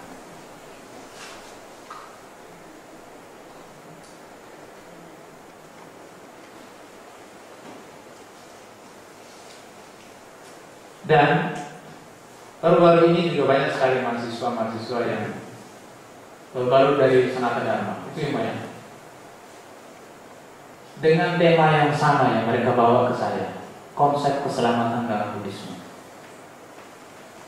Dan ketika saya menjelaskan konsep keselamatan itu, mereka justru cari tahu lebih jauh lagi. Wah, kalau ini bukan cuma tugas kuliah yang bisa dipilih. Susah menjelaskan semua. Termasuk tentang tradisi biku-bikuni, segala macam ajaran-ajaran Buddhis yang saya jelaskan seperti tadi. Mereka mengatakan ternyata Buddhis itu berbiasa ya. Ada pandangan baru. Tanpa mereka pesan bantipannya. Ketika setiap kali saya menerima tamu atau setelah itu, beliau akan memesan, Samera, jangan berpikir bahwa kita itu mau menuliskan orang, tetapi kita memperkenalkan Buddhis yang sesungguhnya. Ketika mereka melihat Buddhis yang sesungguhnya, maka itu akan mengubah pola pikir mereka, sehingga mereka bisa melihat kemudian, apalagi kalau yang datang itu para pendidik dosen, para pendeta yang seperti tadi yang cerita para mahasiswa, mereka punya pengaruh terhadap orang lain. Tujuannya bukan untuk membuddhiskan mereka, tidak, supaya mereka kasih tahu Buddhis itu begini loh. Akhirnya terjadi suatu interaksi yang harmonis, toleransi dapat. Dari pengalaman seperti yang saya alami ketika saya mulai dari kecil sampai besar di doktrin bahwa Buddhis itu agama kuno, agama menyembah berhala, itu mulai akan berkurang, mulai menurun. Dan tugas yang selama ini kami jalankan itu seperti itu. Ketika orang-orang datang dari berbagai elemen, datang ke wihara Mendut, maka kami menjelaskan bahwa Buddhisme itu seperti ini, dengan tujuan bukan untuk membuddhiskan orang lain. Lalu bagaimana kalau mereka mau menjadi umat Buddha? Kita akan mengatakan berpikir lagi. Kalau tetap saja, ya kita terima sebagai bagian dari keluarga Buddhis. Saya pikir itu yang bisa saya sampaikan. Mohon maaf kalau saya bicaranya sedikit bersemangat. Dia tidak ngantuk juga dia.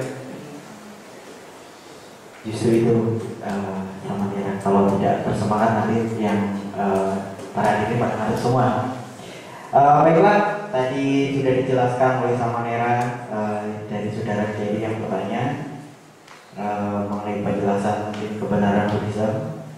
Mungkin saudara Jerry kadang mungkin menjelaskan kepada teman-temannya, mungkin wah kelihatan kok aku banget kelihatannya gitu. Jadi mungkin dengan jawaban Samanera bisa diterima dengan baik.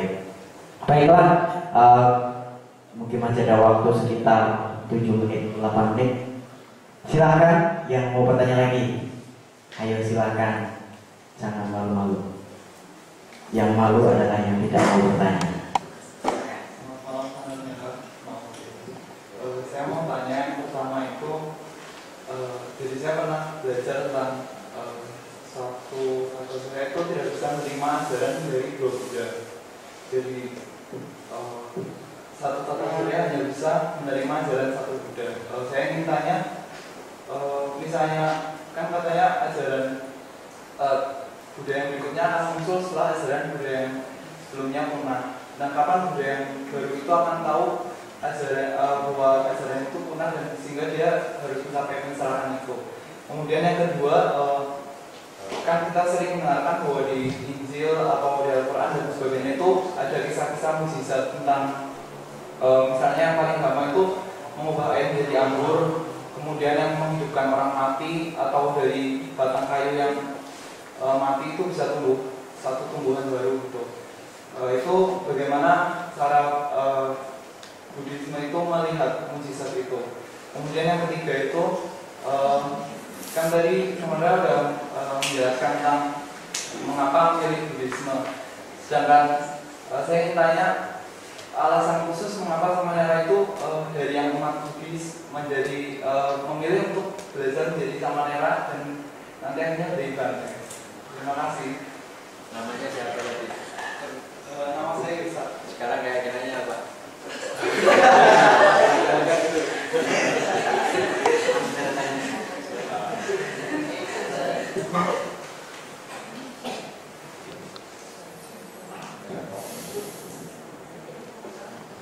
Iya, dikatakan bahwa Buddha itu hanya muncul di dalam satu tata surya ya. Ya. Ya, karena kebajikan yang dimiliki oleh seorang Buddha dikatakan alam semesta ini tidak mampu untuk menahan. Itu yang dikisahkan. Saya lupa nama sutanya, tapi saya sendiri juga pernah baca. Dan memang dikatakan seperti itu. Karena kebajikan seorang Buddha itu besar sekali sehingga alam semesta tidak bisa menampungnya. Sebesar apa? Karena kalau kita lihat untuk menjadi seorang Buddha itu dibutuhkan waktu yang sangat panjang sekali. Buddha pertama menjadi Buddha sejak menjadi Bodhisattva pada waktu bertekad di depan Buddha di Panikara. Di dalam kelahiran yang tak terhitung ketika bumi ini bumi ini hancur, terbentuk, beliau mengumpulkan 10 parami itu. Sehingga timbunan kebajikan itu sangat besar sekali.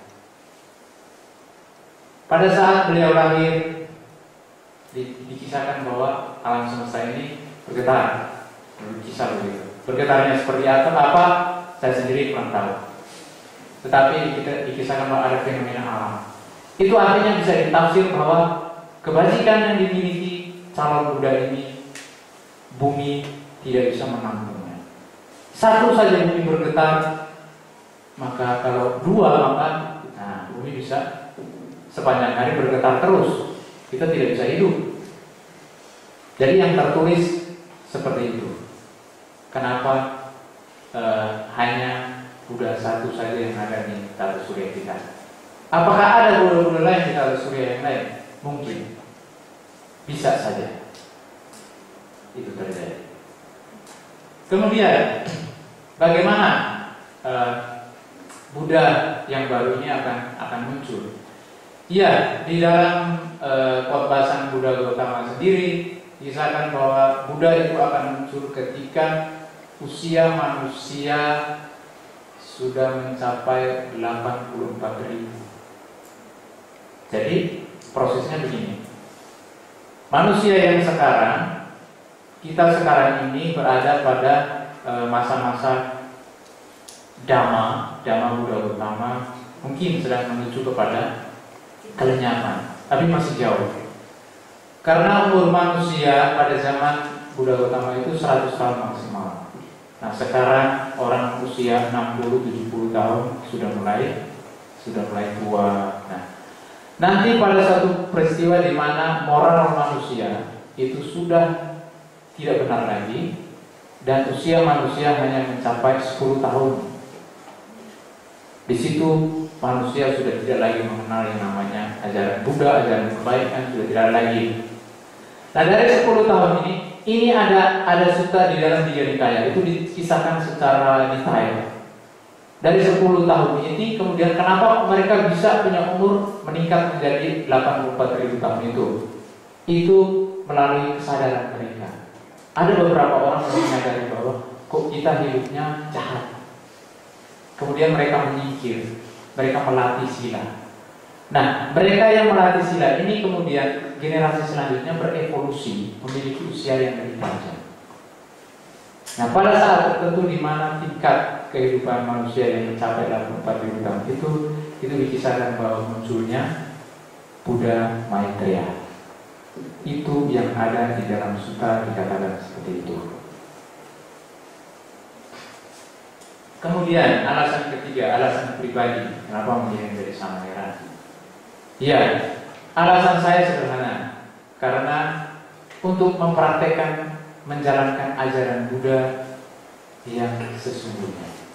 Kok bisa? Karena pengalaman saya dari umat awam menjalankan 5 sila ini saja, 1 hari saja bisa menjalankan 5 sila, itu saya bisa syukuran. 1 hari saya bisa menjalankan 5 sila, itu berarti saya harus syukuran, undang banyak orang. Artinya apa? Susah. Kehidupan di dalam lingkungan budaya sendiri, budaya kami, di mana yang menekankan tentang ada minuman, segala macam ritual adat kayak gitu. Kemudian harus motong-motong ayam, motong-motong babi. Kalau motong-motong saya bisa menghindari, tapi kalau minum itu kadang masih. Nah saya pikir-pikir ajaran Buddha ini hanya sekedar intelektual saya saja. Saya tidak akan bisa menyelami ajaran ini dengan sesungguhnya. Minimal saya bisa menjalankan sila. Itu sudah bagi saya sudah menyerap, membuktikan ajaran Buddha. Dan saya pikir tidak ada cara lain untuk bisa menyelamatkan saya. Karena ketika saya berada di Semarang tetap saja susah. Apalagi ketika saya pindah ke Flores, di sana saya tinggal di sana, itu makin sulit lagi. Saya pindah lagi di Sumba, itu juga sama saja. Nah ketika di Sumba saya berdiskusi dengan teman saya yang ada di Semarang, saya pikir saya harus ke Semarang, di mana tempat saya bertemu dengan ajaran Buddha dan di mana tempat saya bertekad untuk melepaskan kehidupan dunia ini. Dan tahun 2013 saya ditabis dari Samanera bersama Samanera Munafio di Wihara Batu Gong, Semarang. Jadi alasannya itu. Saya mau menjalankan sila biar benar hidupnya. Itu yang pertama. Kemudian yang kedua, alasannya tentunya mau bebas dari stres, mau bebas dari duka seperti yang dikatakan oleh Sang Buddha. Setiap makhluk ingin bebas dari duka. Nah, dengan menjalankan sila, menjalankan bawana secara rutin, belajar Buddhis secara rutin, otomatis kebahagiaan. Jadi Samanera itu membahagiakan. Kalau nggak percaya, silakan jadi Samanera. Promosi jadi Samanera. Gitu. Baiklah, terima kasih kepada Samanera. Ya, masih ada lagi? Ada satu lagi, silakan. Oh iya Pak. Mujizat. Ya. Kalau mujizat itu ada sebuah cerita dan zamannya Sang Buddha ya. itu ada seorang pertapa, waktu itu lihat Sang Buddha, dia jalan-jalan di atas air di pertapanya, dia mau show off, jalan di atas sungai sebelah, jalan di sana, ada Sang Buddha di situ, jalan lagi ke sini, jalan lagi ke sana. Nah, kemudian Sang Buddha tanya, kamu bisa jalan-jalan di atas air ini belajar berapa tahun? 20 tahun. Sang Buddha mengatakan 20 tahun. Coba kalau selama 20 tahun itu kamu membuat rakit, berapa banyak rakit yang kamu perbuat, kamu hasilkan, dan berapa banyak orang yang bisa kamu seberangkan. Si orang itu kemudian karena malu kemudian dia berdiri, meninggalkan Sang Buddha. Artinya apa? Kita itu terkesima pada mujizat, pada peristiwa-peristiwa yang di luar nalar kita, dan kita menganggap itu sangat spesial. Tapi kalau kita melihat esensinya, sejauh manakah esensi itu berpengaruh terhadap diri kita? Seperti pertama itu tadi Sang Buddha mengatakan, kalau kamu selama 20 tahun kamu bikin rakit banyak, kamu nyebrangkan orang banyak, perbuatan baik kamu lebih banyak daripada 20 tahun kamu meditasi hanya untuk bisa berjalan di atas air. Bodoh amat, kamu bodoh sekali. Jadi di dalam Buddhis itu sebenarnya tidak ada yang namanya mujizat. Kalau orang yang kemudian mengagung-agungkan peristiwa berjalan di atas air atau segala macam, itu bisa kita peroleh kok. Bisa kita lakukan. Yang penting kamu bisa praktek meditasi. Di dalam kitab-kitab itu sudah dijelaskan, kalau meditasi mencapai jana ini, kamu akan punya kemampuan seperti itu. Kalau hanya sekedar berjalan di atas air, ya kamu praktek meditasi model ini. Samatha, nanti mencapai jana keempat, nanti akan ada kekuatan kayak seperti itu. Mujizat. Tetapi yang patut dipertanyakan, apakah dengan mujizat itu Anda bebas dari duka? Itu yang mau ditekankan oleh Sang Buddha, esensinya. Sehingga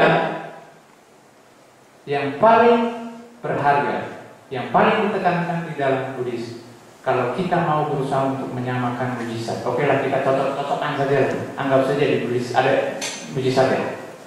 Tetapi kalau kita mau mencocokan mujizat di dalam Buddhis itu adalah mampu mengikis loba, dosa, moha. Itulah mujizat sejati di dalam Buddhis. Kalau mampu bisa mengatasi loba, dosa, moha, itu mujizat. Kalau berjalan di atas air, terbang di udara, menembus tanah, menembus langit, membelah badan ini menjadi banyak, panjang umur sampai 200-2000 tahun, itu hanya kemampuan batin biasa. Saya dulu juga bangga dengan mujizat, guru saya hebat, saya bangga guru saya bisa berjalan di atas air. Tapi ketika saya menelaah kembali tentang ajaran Buddha, oh iya, yang tekankan, apakah kemudian kamu berjalan di atas air benar-benar bebas dari dosa semua, atau justru keangkuhan pertama? Ini loh, aku sakti bisa jalan di atas air, kamu mana? Ada loba di sana, ada dosa, ada moha di sana. Jadi saya terangkan lagi, kalau seandainya kita mau mengatakan di Buddhis ada mujizat, maka mujizatnya adalah mampu mengikis kekotoran batin, loba, dosa, moha, dan kawan-kawannya. Itu kalau sudah dikikis, itulah mujizat sejati. Demikian. Berikan aplaus yang meriah.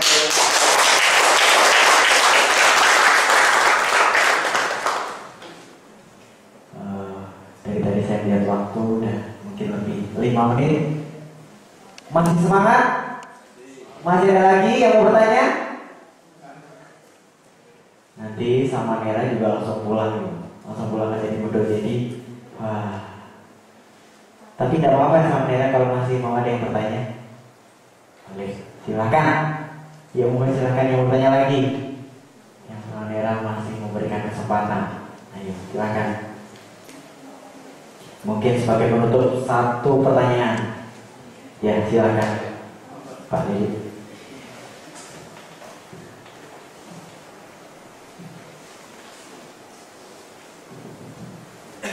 Selamat malam.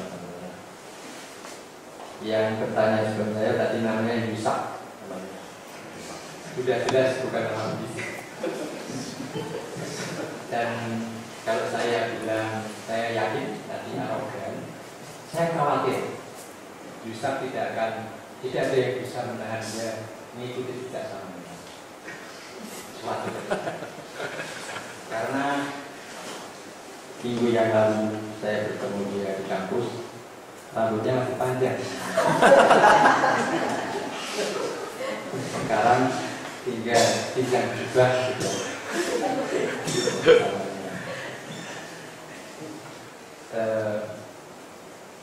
Tadi Samanera sangat luar biasa dan menjelaskan tentang Buddhisme di Australia, di UK, juga di US. Halo Greg. Selamat malam Greg dari US. Tapi ada yang belum dijelaskan ke Samanera bagaimana kondisi larang tukar tentang Samanera berada. Barangkali ada yang menarik di larang tukar tentang tradisi-tradisi yang mungkin suatu ketika kita akan berkunjung di sana. Tadi bukan calon pariwisata ya. Satu itu. Yang kedua adalah tadi Samanera menjelaskan ada bestseller salah satu buku yaitu I Could Not Be a Christian Because Buddha dari teolog Paul F. Snyder. Barangkali Samanera bisa share tentang apa sih menariknya dari buku itu. Saya kira itu Samanera. Terima kasih. Selamat malam.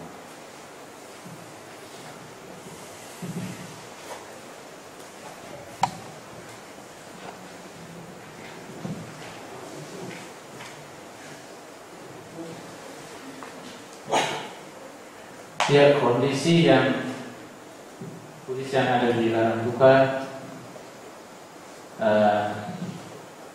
umat Buddhanya cuma satu. Sekarang sudah mengungsi ke sini dan sekarang duduk di depan Bapak Ibu.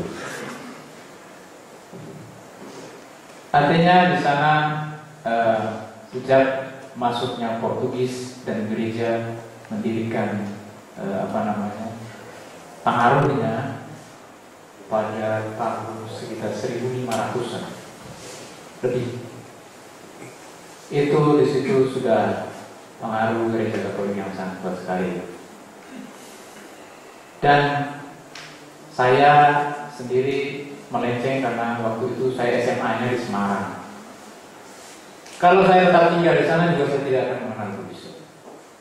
Waktu itu saya SMA-nya di Semarang, jadi saya mengenal Buddhis. Tapi kalau ditanya sekarang, sepertinya sekarang sudah banyak juga yang dari penggemar masih peminat. Karena ketika saya ke sana itu saya bawa buku-buku Buddhis banyak sekali. Dan saya bagikan kepada saudara-saudara yang ada di sana untuk mereka baca. Dan dari situ mereka mengerti. Bahkan satu sahabat saya yang pada waktu itu mengatakan, kenapa kok saya baru tahu Buddhis sekarang? Andaikan dari dulu saya tahu, saya sudah jadi biku katanya. Kenapa kok dia tidak bisa? Karena dia sudah punya anak dua. Mau istri anak siapa yang kasih makan? Dan ketika saya pakai jubah, saya jadi Samanera, saya kirim foto saya ke dia, dia menitikkan air mata. Dia bilang apa? Saya bercita-cita karena kamu memiliki cara mengambil jalan Pabacita. Dan sampai sekarang dia seorang Katolik dan pengurus gereja, tetapi sudah mengetahui Buddhis. Dan harapannya dia supaya adanya center meditasi bisa dibangun di Flores. Saya bilang, ya kita lihat saja. Kalau baik dan kondisi-kondisi lain tentunya mendukung. Kemudian ketika saya dari Samandera juga saya kirim buku-buku tentang Buddhis, mulai dari yang ringan-ringan, kemudian yang sulit. Akhirnya saudara saya yang menolak saya untuk menjadi Samandera justru sangat mendukung, dan dia minta saya supaya kirim foto saya yang pakai jubah, kalau bisa dicetak besar katanya, dipajang di rumah. Saya bilang, kamu mau buat apa foto itu? Saya mau dipelet. Tidak, saya bangga karena adik saya bisa jadi seorang Samandera, apalagi nanti bisa jadi biku katanya.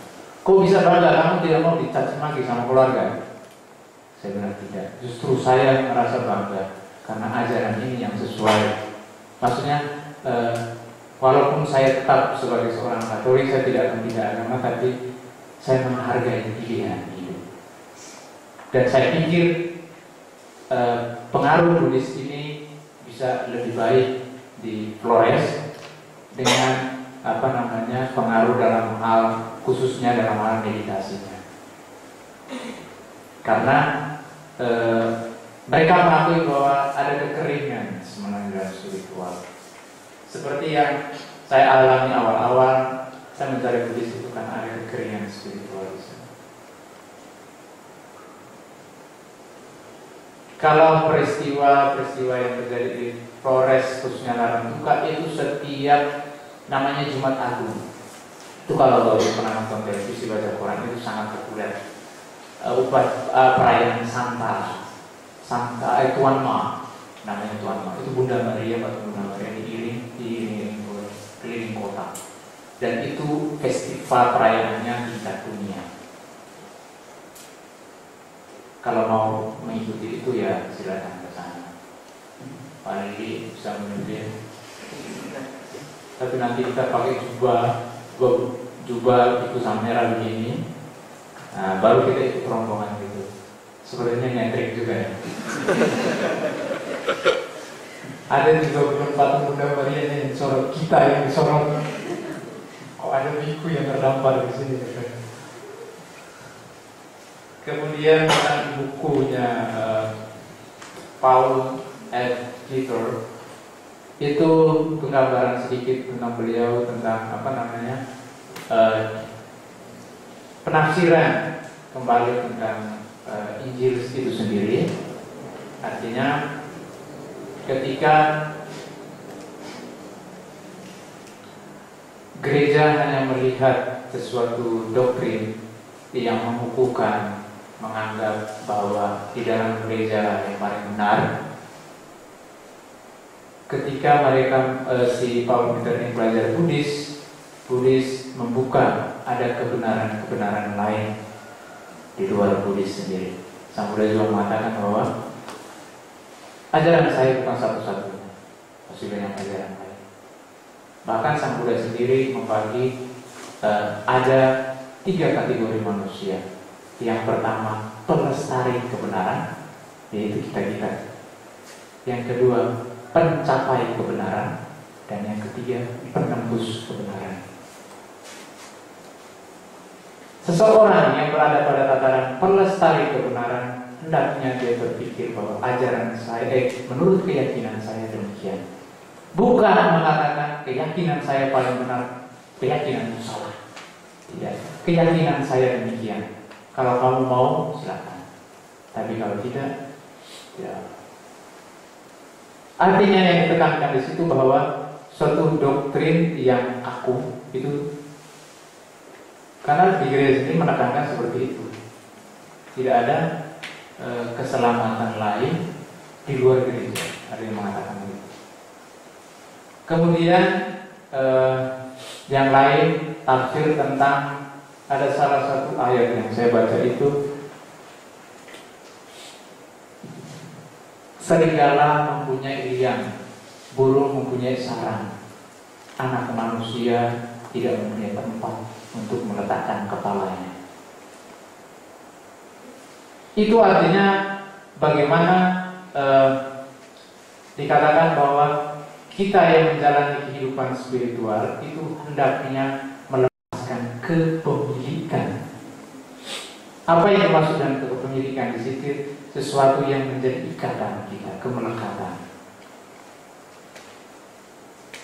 Kemelekatan yang kita miliki itu harus dilepas apabila mau mengikuti guru-guru spiritual seperti Yesus, Buddha dan lain-lain. Nah, tafsir-tafsir seperti itulah yang kemudian membuka cakrawala seorang Paul Peter dan lain-lain sebagainya. Yang lain saya sendiri tidak hafal. Nanti bukunya saya fotokopi, saya kasih Pak Lili. Nanti dalam kelas berikutnya Pak Lili yang berbicara untuk membedah bukunya Paul Peter.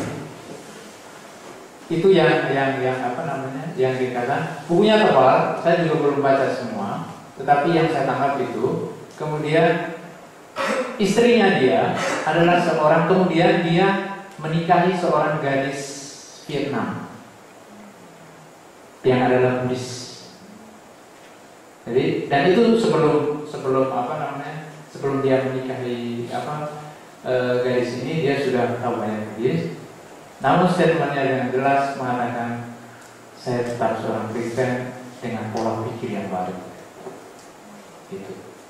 Ada beberapa lain lagi yang saya tidak begitu hafal, tapi itu yang saya kutip. Adanya suatu keterbukaan, adanya keselamatan lain, adanya pelepasan yang diajarkan untuk melepas. Itu yang dia temukan di dalam Buddhis. Begitu Pak. Ada yang ketiga lah pertanyaannya, tidak ya?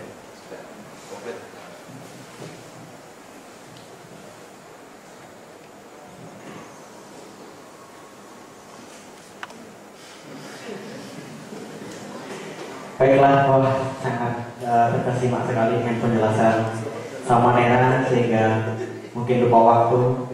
Ya, sudah sekarang jam 9:30.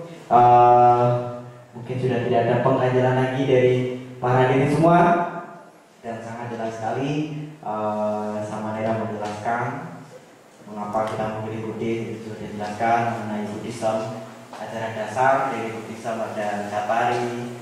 Tadi ada Patian, Upada, ada Kama, dan Purnabawa, dan Tilakana. Dan juga alasan-alasan mengapa memilih Buddhism. Ada yang mungkin emang sejak lahir, seperti saya juga sejak lahir.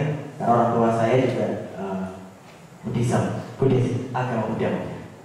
Ada juga yang menemukan sendiri seperti pengalaman Samanera sendiri. Nah, itulah penjelasan-penjelasan yang telah disampaikan di Samanera. Semoga kita semakin semangat untuk belajar. Seperti saya pernah mendengar dari Bapak Effendi bilang, kamu harusnya belajar sampai tua, tapi jangan bekerja sampai tua. Wah, betul sekali ya, luar biasa. Ya, itulah penjelasan dari Samanera. Terima kasih kami ucapkan kepada Samanera Modana, dan semoga bisa bermanfaat bagi kita semua. Selanjutnya, marilah kita tutup. Baik, ada satu buku yang saya tulis, judulnya Kegelisahan Sang Domba. Dan buku ini ada satu mau saya kasih kepada saudara Yusak.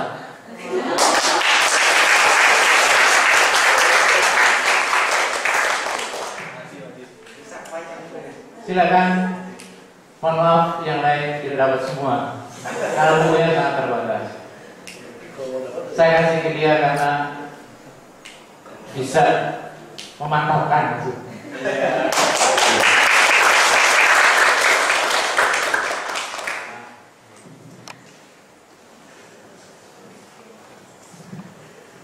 Wah, berterima kasih sekali. Yusak akhirnya semoga dengan buku yang telah diberikan oleh Samanera bisa membuka hati, menambah wawasan tentunya. Kita mengharapkan nanti bisa menjadi penerus atau melanjutkan ya seperti Samanera juga ya. Ya, itulah semua yang sudah dijelaskan oleh Samanera. Kita tutup pertemuan pada malam hari ini. Silakan semuanya berdiri.